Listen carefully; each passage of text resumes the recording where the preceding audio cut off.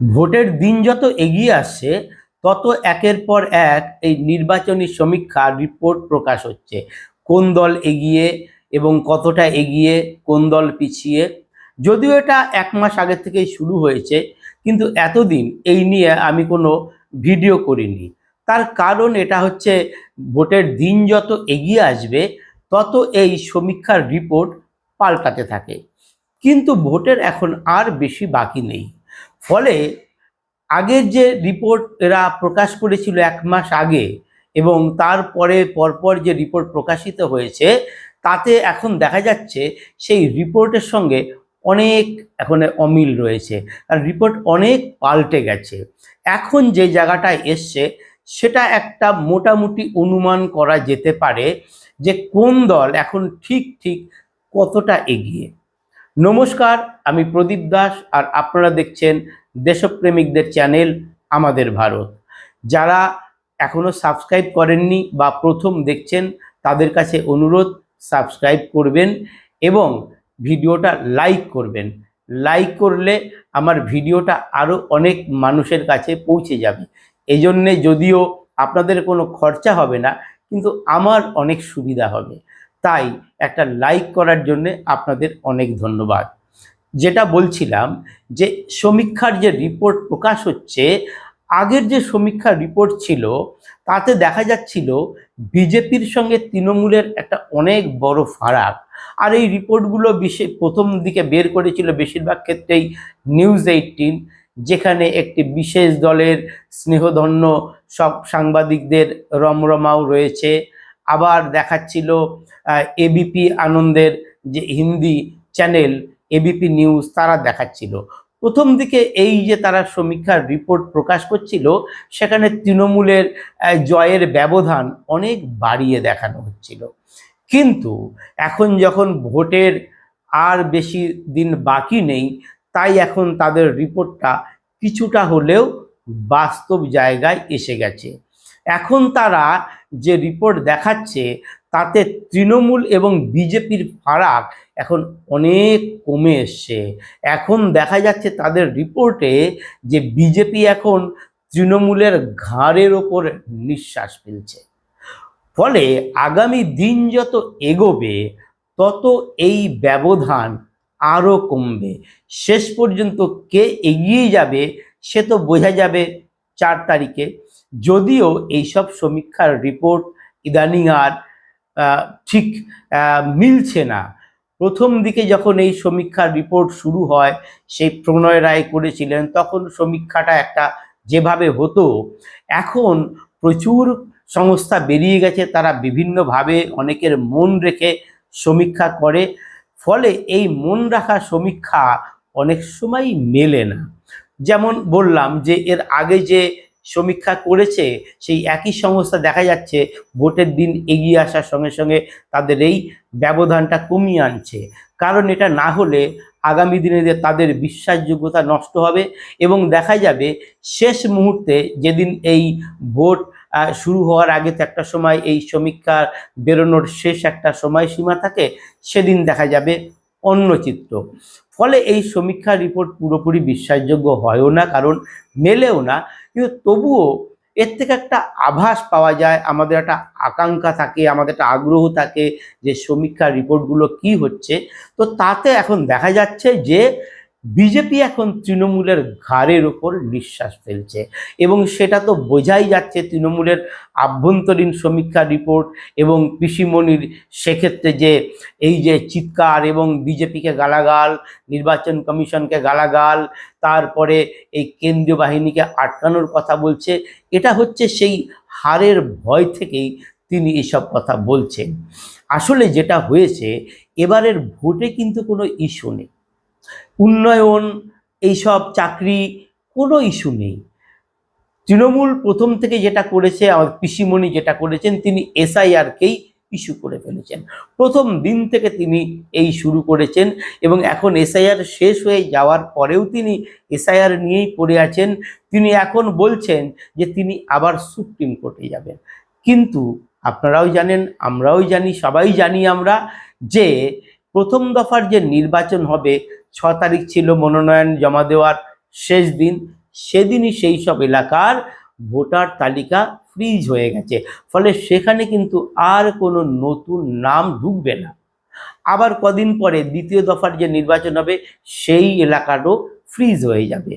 কিন্তু তার সত্ত্বেও আমাদের পিসিমণি বলছেন যে তিনি সুপ্রিম কোর্টে যাবেন, কিছুই হবে না, জেনে শুনেও তিনি এটা বলছেন। তার মানে তিনি দেখাতে চাইছেন যে তিনি এই বাদ যাওয়া, যার মধ্যে প্রায় সিংহভাগই তো এই বাংলাদেশি ভোটারদের কথা আমরা যারা বলি সেই ভোটারই রয়েছে, এবং এই যে ট্রাইব্যুনালে যে আবেদন করছে সেখানে তো দেখাই যাচ্ছে যে দাড়িওয়ালা লুঙ্গি পরা লোকজন এসে লাইন দাঁড়িয়েছে, কাতারের পর কাতারের লাইন, দীর্ঘ লম্বা লাইন হয়েছে।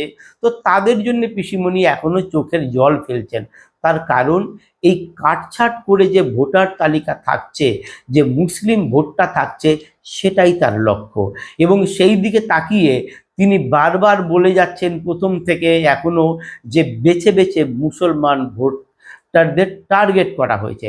আসলে তার জয়ের মূল চাবিকাঠি এই যে মুসলমান ভোটার, আর তার সঙ্গে ছিল এই বাংলাদেশি অনুপ্রবেশকারী মৃত ভোটার, এরা ছিল। আর উল্টো দিকে কি রয়েছে? উল্টো দিকে বিজেপির মূল ইস্যু কি আছে? মূল ইস্যু হচ্ছে বিজেপি হচ্ছে পশ্চিমবঙ্গের অস্তিত্ব রক্ষার লড়াই করছে বলে তারা জানিয়েছে। তাদের মূল লক্ষ্য হচ্ছে যে এই যে বাংলাদেশি অনুপ্রবেশকারী যারা ভোটার তালিকায় নাম তুলে রেখেছে, তাদের নাম বাদ দেওয়াটা তাদের প্রথম ইস্যু ছিল। এবং বিজেপি প্রথম থেকেই বলে আসছে যে তারা ক্ষমতায় এলে এই বাংলাদেশিদের একেবারে ঘাড় ধরে পশ্চিমবঙ্গ থেকে বের করে দেবে।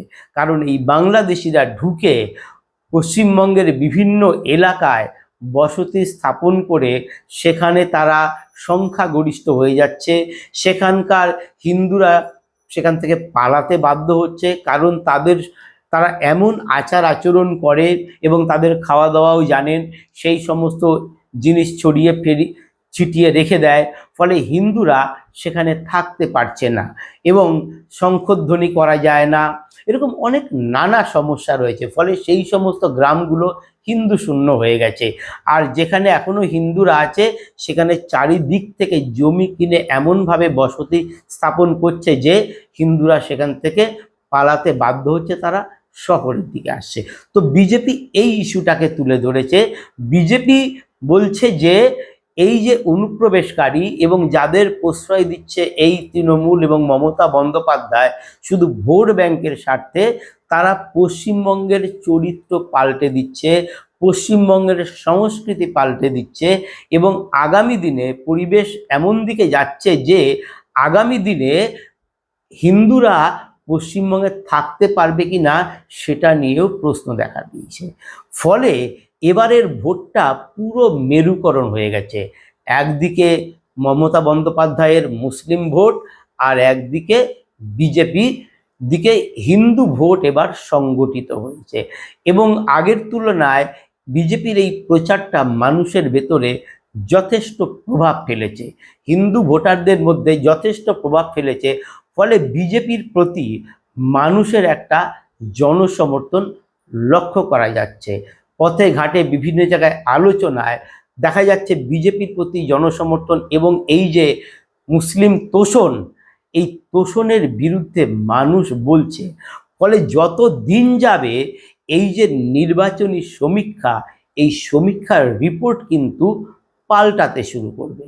তো এখন পর্যন্ত যে রিপোর্টটা এসছে, যেটা এখনো কিছুটা গ্রহণযোগ্য মনে করা যাচ্ছে, কিন্তু এই রিপোর্ট পাল্টাবে, সেটা হচ্ছে ম্যাট্রিক্স যে রিপোর্টটা দিয়েছে, প্রকাশ হয়েছে, তাতে দেখা যাচ্ছে 294টা আসনের মধ্যে তৃণমূল পেতে পারে 140 থেকে 160, আর ভোট পার্সেন্টেজ হচ্ছে 43%। আর বিজেপি পেতে পারে 130 থেকে 150। বিজেপির প্রাপ্ত ভোটের সংখ্যা এখানে দেখানো হচ্ছে 41%। আর অন্যান্যরা পেতে পারে 8 থেকে 16। কংগ্রেস, বামফ্রন্ট, আইএসএফ, হুমায়ুন কবিরের দল, মিমের দল, এই সব 5টা যে আছে তারা সব মিলিয়ে 8 থেকে 16টা পেতে পারে। কিন্তু এখানে একটা বড় ব্যাপার রয়েছে, যেটা হচ্ছে ভোট পার্সেন্টেজ। এখানে দেখা যাচ্ছে যে তৃণমূল 43% ভোট পাচ্ছে আর বিজেপি পাচ্ছে 41%, ফারাক মাত্র 2%। তো এই যে ফারাক, আগামী দিনে এই ফারাকটা কতটা নেমে আসবে তার উপরে নির্ভর করছে কে ক্ষমতায় যাবে। দ্বিতীয় যে রিপোর্টটা প্রকাশ হয়েছে সেটা হচ্ছে চাণক্য স্ট্র্যাটেজিসের। এই চাণক্যের যে রিপোর্ট হয়েছে সেখানে দেখা যাচ্ছে তৃণমূল পাচ্ছে 155 থেকে 165টি সিট, আর বিজেপি 110 থেকে 115। বিজেপিকে এখানে তারা 110 থেকে 115-র মধ্যে রেখেছে, আর অন্যান্যদের সংখ্যাটা কমে এসছে, সেটা 9 থেকে 14। তো চাণক্যর যে রিপোর্ট তাতে তৃণমূলের প্রাপ্ত ভোটের সংখ্যা হচ্ছে 45 থেকে 47, আর বিজেপির হচ্ছে 40 থেকে 42। এখানে দেখা যাচ্ছে বিজেপির সঙ্গে তৃণমূলের যে পার্থক্য সেটা হচ্ছে 5%। অন্যদিকে ম্যাট্রিক্স যেটা দিয়েছে সেটা হচ্ছে মাত্র 2%। কিন্তু এখনো ভোটের হাওয়া কিন্তু ওঠেনি। ভোটের যে প্রচার হয়, যে একটা আলোচনা হয় মানুষের ভেতরে, ভোট নিয়ে আলাপ আলোচনা, রাজনৈতিক দলগুলোর প্রচার তুঙ্গে উঠলে পরেই সেটা হয়, একটা পরিবেশ তৈরি হয়, কোন দল জিতছে সেই একটা ন্যারেটিভ তৈরি হয়, এবং তার ফলে কি হয়, কিছু ফ্লোটিং ভোটার থাকে, সেই ভোটাররা কিন্তু ওই ভোটের হাওয়া দেখে ঘুরে যায়, তারা সেইভাবে ভোট দেয়। অনেকেই মনে করেন ওরাই যখন জিতবে, সবাই ওদের কথা বলছে, তাহলে আমি আমার ভোটটা কেন অন্য জায়গায় দিয়ে নষ্ট করব। তো সেই হাওয়া কিন্তু এখনো ওঠেনি। ফলে এই যে সমীক্ষার রিপোর্ট, এই সমীক্ষার রিপোর্ট কিন্তু আগামী দিনে বদলাবে।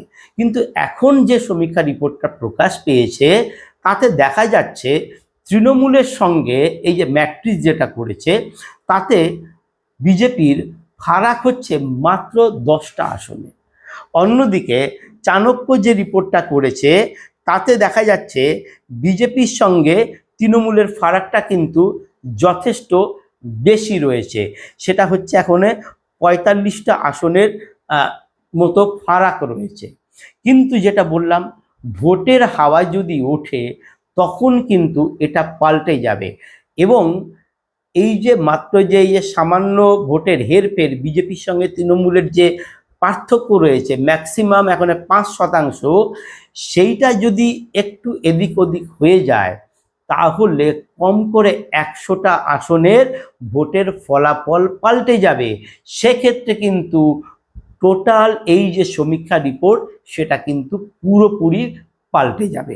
এর ভেতর একটা বড় বিষয় রয়েছে, এতদিন এই যে মুসলিম ভোটার তার সিংহভাগই পেত হচ্ছে তৃণমূল, 3-4% এদিক ওদিক কংগ্রেস বা সিপিএম এরা পেত।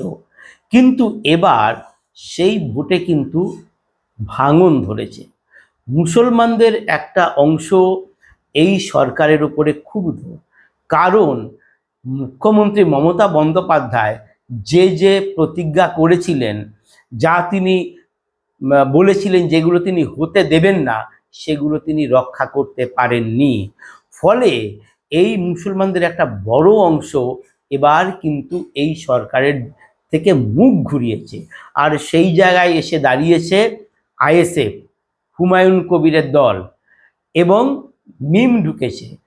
তারাও কিন্তু এই যে ভোট ব্যাংকের রাজনীতি তৃণমূল কংগ্রেসের, যে মুসলমানদের ব্যবহার করে ক্ষমতায় টিকে থাকা, এইটা তারা প্রচার শুরু করছে। হুমায়ুন কবির তো হেলিকপ্টার ভাড়া নিয়েছে, এবং হেলিকপ্টারে চড়ে আসাদুদ্দিন ওয়েসিকে নিয়ে তিনি পশ্চিমবঙ্গ চষে বেড়াবেন। এদিকে আইএসএফ মাঠে নামছে।